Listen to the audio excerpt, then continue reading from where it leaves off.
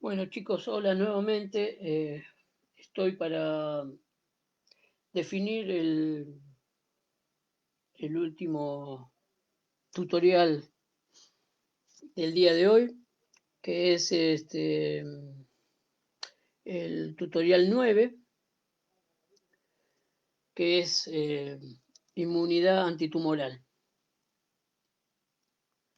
Bueno, veo que mucha gente no se une a esto virtual, pero yo les dejé. Van a tener una serie de preguntas para resolverlas y no solamente para resolverlas, sino es para que tengan tipos de choice sobre, sobre el segundo parcial. Así que bueno, vamos a compartir este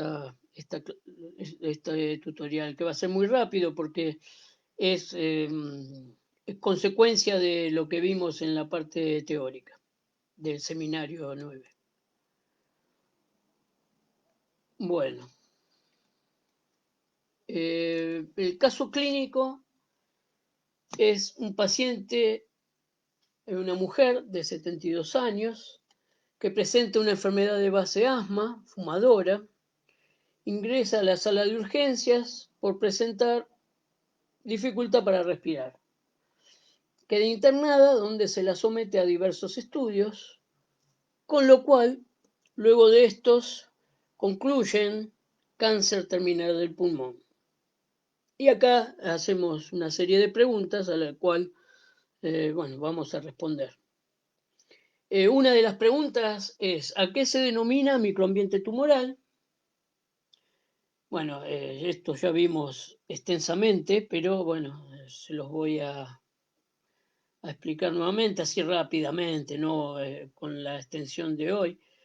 Después explique el aumento del tumor, del tamaño tumoral, y cuáles son los mecanismos de escape de este tipo de cáncer y cómo se podría contrarrestar esa evasión de los tumores, en especial el de pulmón, que a eso nos vamos a referir. Bueno, inicialmente, nuevamente, tenemos la teoría de las 3E, que es la teoría de cáncer de edición. Y bueno, tenemos la eliminación. Nuevamente voy a explicar rápidamente que es cuando hay una ruptura en la estroma subyacente. Esto se produce la ruptura del tejido y hacia ahí confluyen las células inflamatorias, eh, dando la señal de que hay o una inflamación producto de un microorganismo, en este caso de un tumor, y de todas formas las células tumorales eliminan una quimiosina CCL2, la cual eh, la cual se une al receptor CCR2 del macrófago, activándolo y generando ligandos XCR3, atrayendo a los linfocitos Th1 citotóxicos y a células NK. De esa forma se constituye en cáncer, ¿no? Ahora bien, si totalmente no fue eliminado esas células, se va a producir un equilibrio, que esto puede durar hasta un intervalo de hasta 20 años, desde la exposición inicial al agente cancerígeno hasta la detección del tumor o de un tumor. Entonces, en el equilibrio, bueno, las células cancerígenas eh, sufre diversas mutaciones hasta lograr una que predomine y que tenga una menor inmunogenicidad que el resto, esta es la fase larga que le decía, y ahí en ese equilibrio, bueno, va a superar a la eliminación, con lo cual en esa superación de esta célula mutada va a generar el escape, o sea, va a generar que esa fase de equilibrio sufriera esa infinidad de mutación, logrando una única célula que ahí sí va a ser resistente tanto al sistema inmuninato como al adaptativo, y entonces va a desarrollar ese tumor y de todas formas diversas estrategias para eludir al sistema inmune. Bien, luego, ahora sí, vamos a explicar nuevamente que que el tumor, o sea, que en el microambiente tumoral, los monocitos son reclutados, los monocitos en circulación son reclutados por el tumor, donde estos monocitos se van a transformar en macrófagos, por esta característica, de acuerdo a la cantidad y al sometimiento de estas interleuquinas, se van a transformar en macrófagos o en células dendríticas, como ya vimos, pero en este reclutamiento de los monocitos por parte del tumor y la transformación de este macrófago se va a subdividir en las dos subpoblaciones, pero específicamente en la M2, que esto va a lograrse por un proceso de polarización, que justamente esto lo va a generar este microambiente tumoral. Esta tendencia o esta polarización del macrófago al M2 nos va a dar una respuesta a las citoquina, interleuquina 4, 13 y 10, y van a responder provocando esa diferenciación a TH2, la angiogénesis y reparación tisular. Esto lo que va a provocar es la supresión del linfocitos T y NK mediante la liberación de interleuquina 10 y factor de crecimiento transformante beta, y prostaglandina y metabolitos de la enzima arginasa. De esa forma se va a eliminar toda actividad inmunitaria antitumoral. Con lo cual, ¿esto qué va a hacer? Va a generar que el tumor, ahora vamos a verlo mejor, va a generar ese crecimiento del tumor. Como les expliqué anteriormente,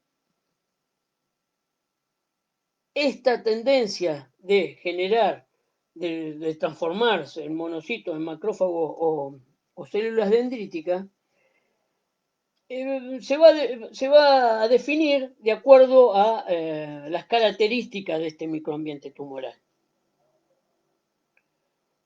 Ahora bien, en este microambiente tumoral,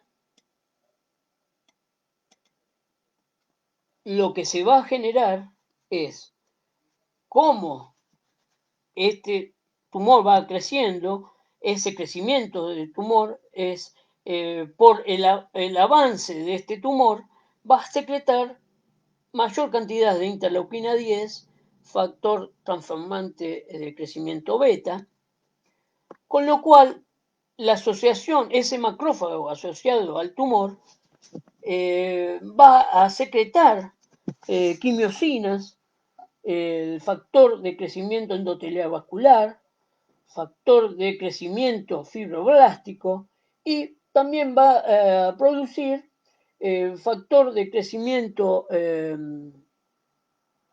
transformante beta. Con lo cual, ¿eso qué va a generar? Acuérdense que todos estos factores generan angiogénesis y la remodelación de la matriz. Por otra parte, este macrófago M2 va a secretar a su vez interleuquina 10 y factor transformante de crecimiento beta, produciéndose una lógica anergia, supresión y obviamente una respuesta TH2. Este macrófago asociado a tumor va a secretar o generar factores de crecimiento como metal proteasa 9 y activador de plasminógenos, que eso va a hacer que se produzca el agrandamiento o el crecimiento tumoral. Bueno, en el microambiente tumoral lo que se localizaban eran las siguientes poblaciones: macrófagos, fundamentalmente las células supresoras de origen mieloide, células dendríticas en su gran mayoría inmaduras, tolerogénicas y T reguladores, CD4 positivo, CD25 positivo y FOXP3 positivo. Rápidamente voy a describir nuevamente el macrófago. Va a ver alta expresión de enzimas de óxido nítrico sintetasa inducido. Va a generar arginina, que están implicadas en la inhibición, como les dije anteriormente, de la función de LT y función producen factores supresores de la actividad inmunitaria como el 10 y el factor de crecimiento transformante beta, que esto mismo que va a generar. Y va a generar los T reguladores, o va a inducir a los T reguladores. También vamos a tener los neutrófilos, que liberan proteasas como metal proteasa 6, interleuquina 8 y activador plasminógeno, lo cual genera mayor crecimiento tumoral y genera a su vez interleuquina 17, que producen gran cantidad de neutrófilos, cuya función es inhibir al linfocitos T y NK. También bueno, como vimos en los T reguladores, van a utilizar un mecanismo dependiente de, o sea, las células dendríticas van a usar un mecanismo dependiente de CTLA4 para producir indolamina 2,3 dioxigenasa, que convierte el triptófano y que va a provocar en quinoreína, no en triptófano, sino en quinoreína, que eso va a generar la apoptosis de los linfocitos T. Los mastocitos en algunos tumores se encontraron y estos aportan heparina, histamina, metalo y serán proteasa y factor de crecimiento fibroblásticos, que son potenciadores de la angiogénesis. Bueno, esto ya lo vimos bien detenidamente, cuáles son los mecanismos de evasión, pero lo importante era, de las preguntas importantes era, en un tumor o cáncer de pulmón, cuál es el mecanismo más utilizado por este tumor en la evasión. Bueno, dijimos también en el seminario que los tumores secretan mucha cantidad de CTLA4, PD1, LAC3 y TIM3, con lo cual las células de los linfocitos T, que van a estar, digamos, secretando estos linfocitos T infiltrados de este tumor, van a tener básicamente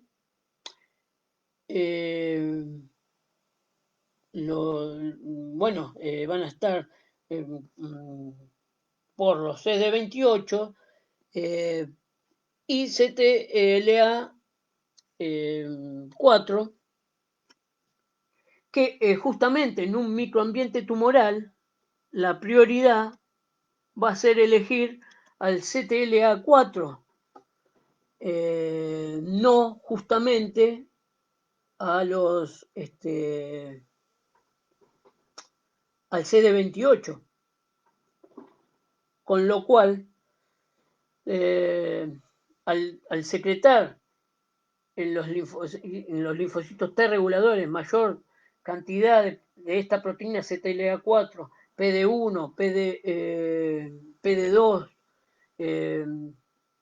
sobre los linfocitos T reguladores, lo que va a generar la unión de las células dendríticas, o sea, de la célula presentadora de antígeno, lo que va a hacer es unirse por el coestimulador, en vez de unirse normalmente al CD28, se va a unir a estos inmunomoduladores o estos puntos de control, o estos checkpoints, se van a unir al PD1, al CTLA4, con lo cual va a haber una reacción o una respuesta inmunosupresora. Y de esa forma no se va a producir la secreción de enzimas o linfocinas inflamatorias.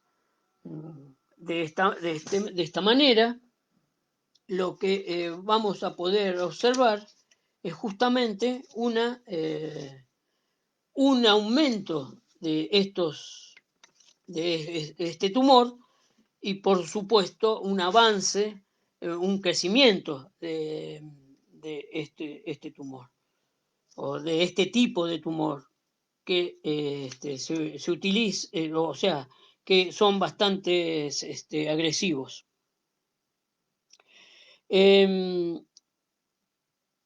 Lo que se utiliza como tratamiento, o lo que se utilizó, o lo que se está utilizando, mejor dicho, a estos tratamientos de cáncer de pulmón, son los inhibidores de punto de control inmunitarios, donde lo que hacen es bloquear los puntos de control, por lo que el cáncer no puede usarlos para hacer que el sistema inmunitario no funcione. Es decir, lo que se hace es bloquear con un monoclonal humanizado, puede ser un anti-CTLA4, ipilimumab,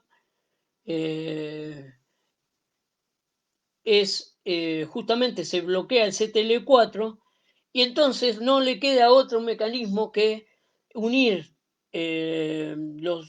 las proteínas coestimulatorias al CD28, por lo cual esa unión al CD28 va a generar una inmunidad, o va a secretar citoquinas proinflamatorias, con lo cual de esa forma se produce una reacción inflamatoria y contra este tumor, ¿no? Contra este tipo de cáncer. También se utiliza anti-PD1, que es comercialmente, que es un monoclonal nivolumab, que lo que hace es bloquea la señal inhibitoria PD1 y PDL2.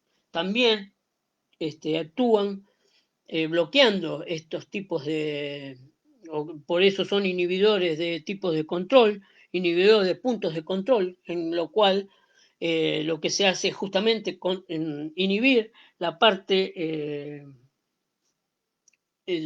para que no se produzca, inhiben este tipo de moléculas para que no se produzca una respuesta supresora.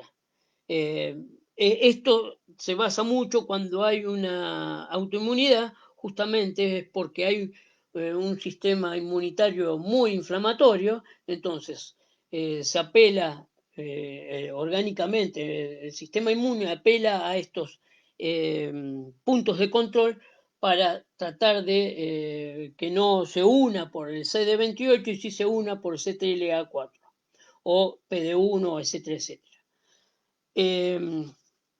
Lo que se hace generalmente en los casos muy enérgicos, en los cánceres muy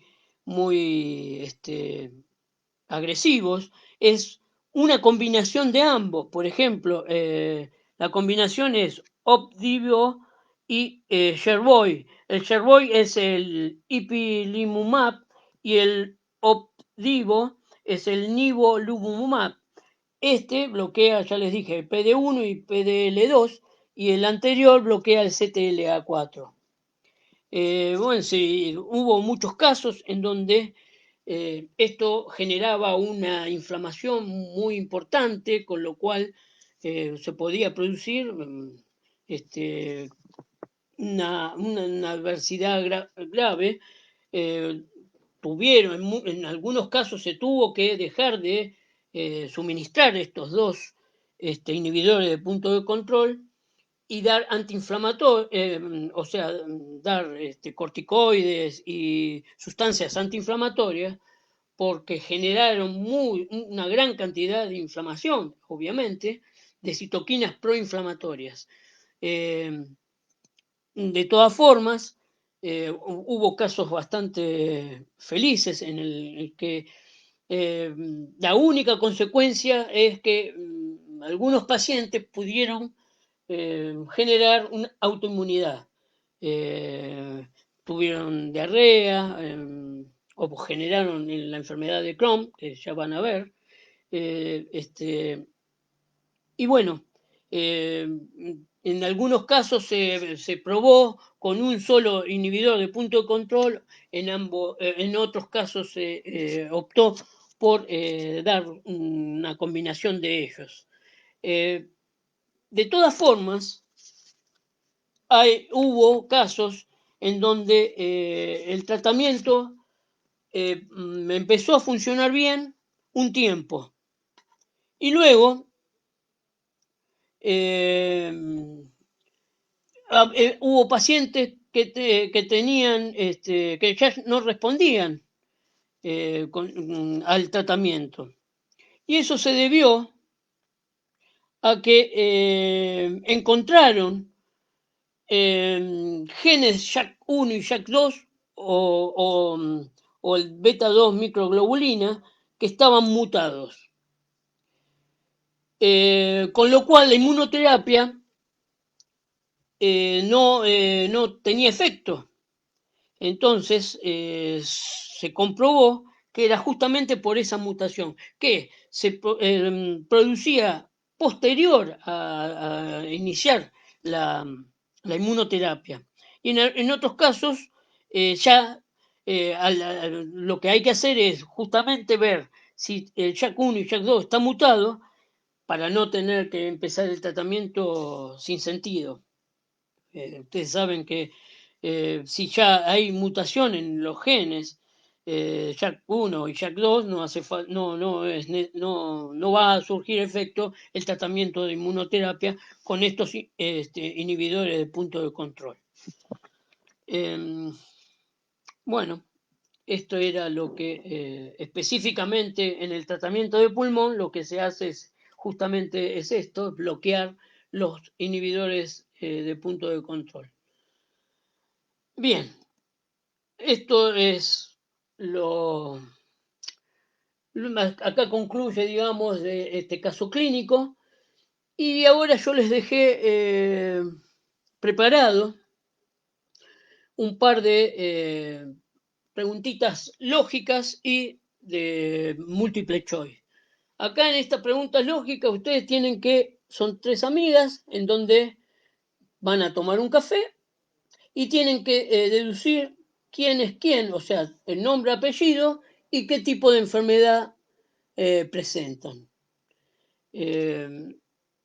Después hay una serie de preguntas con respecto a lo que en esa charla de café que pasó y ustedes tienen que saber lo que cada uno de los médicos le dijeron a cada una de estas personas y saber de quién se trata y qué tipo de enfermedad presenta. Todo esto tiene que ver con la resolución, digamos, del cuadrito anterior. Y por último, le hago 3 preguntitas sobre múltiple choice, sobre las Sobre antitumoral, no, son dos preguntas que hago sobre antitumoral. Una es a ver que me refieran o cuál es la verdadera de la evasión de la respuesta inmune por parte de la célula tumoral. Y la otra pregunta es, bueno, un diagnóstico de un carcinoma de vaso celular. Dice específicamente uno de los factores físicos que intervienen en el desarrollo de esta enfermedad es la radiación UV. ¿Por qué? Entonces tienen que definir por qué. Ahí les dejo un Zoom para el viernes 23, así resolvemos estas preguntas. Le dejo el Zoom para el viernes 23 a las 16 horas. Bueno, ahí está el enlace. Bueno, los veo, los vuelvo a ver el viernes con para resolver estos enigmas y repasar los temas anteriores. Si quieren, les doy algunos ejemplos de resolución de Choi de, digamos, temas anteriores o algunas dudas que tengan sobre los temas anteriores, no voy a tener ningún problema en resolvérselos. Entonces, les dejo ahí el enlace para que el viernes a las 16 horas nos veamos nuevamente. Chau chicos, espero que les haya servido algo de esta explicación.